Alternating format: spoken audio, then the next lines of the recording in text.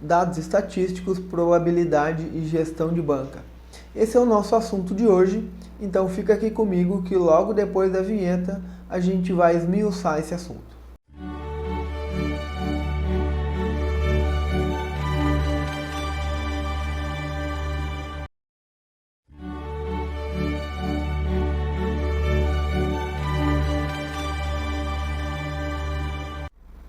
Fala pessoal, Laux por aqui e hoje a gente vai tratar desse assunto que é muito importante: lucratividade dentro das apostas esportivas.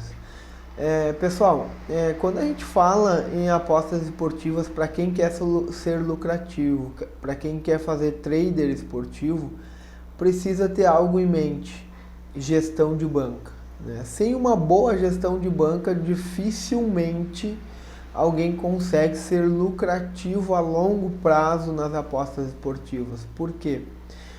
Porque quem é lucrativo dentro desse mercado, geralmente não, 100% das vezes eu acredito, tem uma estratégia por trás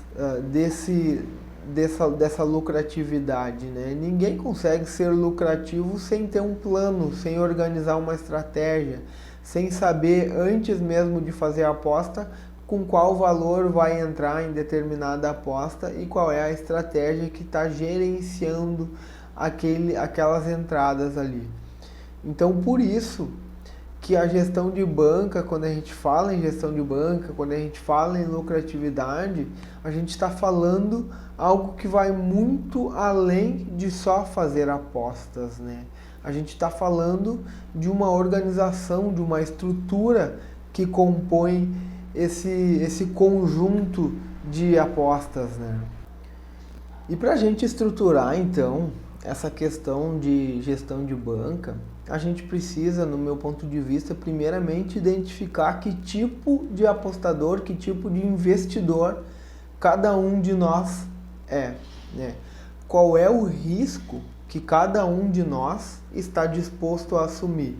É risco, porque as apostas esportivas a gente pode tanto vencer como perder, então a gente está assumindo um risco. E qual é o risco que a gente está disposto a assumir? Isso quem fala são as probabilidades, né? Os dados estatísticos. Então, vamos aqui dividir as apostas esportivas, o investidor, em três tipos diferentes, né? O investidor arrojado, vamos dizer assim, aquele investidor que tem uma tendência a assumir maiores riscos. O investidor intermediário, que ele até aceita maiores riscos, mas é um risco moderado já, né? E o investidor já conservador, né? Aquele investidor que já não aceita tantos riscos assim. Então essa divisão a gente precisa ter muito clara em mente, porque a partir dessa divisão é que a gente vai então construir um plano de investimento, uma estratégia para que a gente entre no mercado já tendo essa consciência de qual é o risco que cada um está disposto a assumir. Bom, então sabendo que tipo de investidor somos, a gente vai, digamos que a gente inicia uma banca com R$100, tá? A gente vai iniciar lá uma banca com R$100 de investimento, e o investidor conservador é aquele que tem menos disponibilidade de arriscar o seu dinheiro, vai dividir a sua banca por 100, né? Então, colocando R$100, ele vai fazer 100 entradas, 100 apostas de R$1 cada uma, né? Então, colocando 1% da sua banca em cada entrada. Já o investidor intermediário, ele vai dividir a sua banca por 70, né? Vai dividir sua banca por 70 e vai fazer um investimento de R$1,43 em cada entrada que ele fizer. E o investidor arrojado, aquele que está disposto a assumir maiores riscos, ele vai dividir a sua banca por 40, fazendo suas entradas com o valor de R$2,50 em cada entrada, em cada aposta que ele fizer. Então a divisão da banca, ela é importante, muito importante, pessoal, e prestem muita atenção com relação a isso, para que a gente não quebre a banca, né? O importante aqui é a gente ter esse controle emocional na hora de fazer os investimentos, porque senão a gente não vai ser um investidor, e sim um apostador, porque a gente vai estar colocando a emoção na hora de fazer as nossas entradas e não a razão, né, a estratégia. Por que eu estou falando isso, né? Digamos que o jogo, sei lá, Palmeiras vai jogar contra, sei lá, contra o Internacional, contra o São Paulo, contra o Corinthians, né? Um exemplo só. E a gente tem muita certeza que o Palmeiras vai vencer esse jogo. Então eu vou lá e coloco 50% da minha banca. E o Palmeiras vai lá e perde o jogo ou empata o jogo. Quantas outras entradas no valor de R$ 2,50, R$ 1,43 ou R$ 1 eu vou precisar fazer para recuperar esse investimento, né? Então, o controle e a divisão de banca é muito importante nesses aspectos, né? Porque a gente vai estar utilizando dados estatísticos e probabilidades e uma estratégia por trás de cada investimento que a gente vai fazer para que a longo prazo a gente seja lucrativo. Então, pessoal, outra análise que é muito importante que a gente precisa fazer é a análise de probabilidade, né? Qual é a probabilidade que eu tenho de acertar o número de acertos que eu preciso ter, o número de greens que eu preciso ter, e qual é a probabilidade de que eu seja lucrativo tendo esse número de acertos. Por exemplo, tá? Digamos que eu faça 3 entradas de R$10 cada uma com odd de 1,7, né? Então eu tenho um investimento de R$30 nessas 3 entradas. Se, digamos que eu tenha acertado 2 dessas 3 entradas, né? Então fiz um investimento de R$30, acertei 2, voltando R$17 em cada uma dessas entradas. Tive um retorno de R$34. Investi R$30, tive uma lucratividade de R$4. Então, logo a gente precisa ter uma assertividade de 66,33% para ser lucrativo dentro desse mercado, né? E essa probabilidade a gente precisa sempre fazer uma análise, um cálculo médio. Por quê? Porque vai ter momentos que tu vai acertar as 3 entradas, vai ter momentos que tu vai acertar 2, vai ter momentos que tu vai acertar uma e talvez vai ter momentos que tu não vai acertar nenhuma.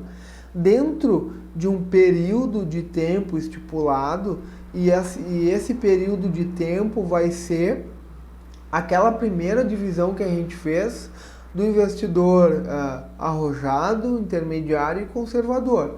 Esse é o intermédio de tempo que a gente vai calcular, e dentro desse intermédio de tempo a gente precisa ter minimamente uma assertividade de 66,33%. Uma outra coisa muito importante, pessoal, é saber escolher odds valorizadas, né?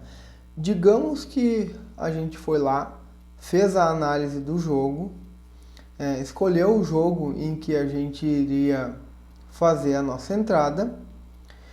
É importante saber escolher onde fazer essa entrada, em qual casa de apostas fazer, porque as casas de apostas elas oscilam bastante as odds.